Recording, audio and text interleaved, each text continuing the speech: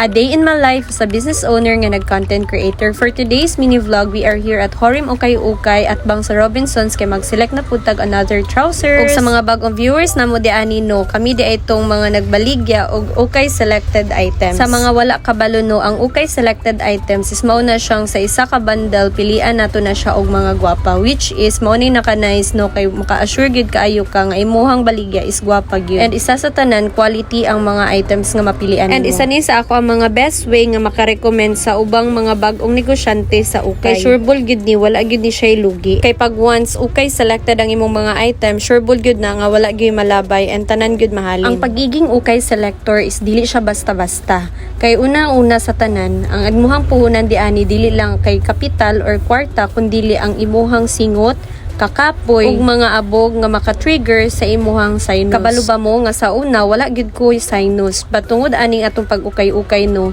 ni trigger gyud ako ang sinus kay tungod lagi sa abog. And isa gyud ni sa mga reason nga nung kailangan gyud nato nga magmas, pero diring dapita wala na mi nagmas kay hasta yung pagkainita. Ug isa gyud ni sa mga kontra sa pagiging selector, ang kainit gyud guys, dili gyud lalim. Labi na og wala gyud electric fan sa imong silikan. Bitaw kailangan gyud no sa Ukay dili lang gyud ka arte. Kay dili man gyud sa tanang oras swerte ka, naagi mga times nga bukya sad ka, pero pangitaan na lang nato nagpaagi para mahali na siya. Anyway, sa amo ang pag-select duha din nakabundle nga premium trousers, and I recommend this bale kay grabe gid ka gwapa. Pero again, dili lagi tanan swerte kay pagka second bale nga mo ang pag-open, abi na magwapa kaayo, pero sakto lang gid kaayo siya, pero napangitaan ka po na mo siya pamaagi nga makaabot gid mi sa kota. Yes guys, tama ang inyuhang pagdungog. Pag once nga mag-select ka og items di ani, kailangan gyud nga moabot gyud ka sa kota. Swerte na lang ka og ang kaila nimo dili kanila kotahan, pero usually gyud sa mga tag-iya sa Ukay-Ukayan ginakotahan gyud ta di aning dapita.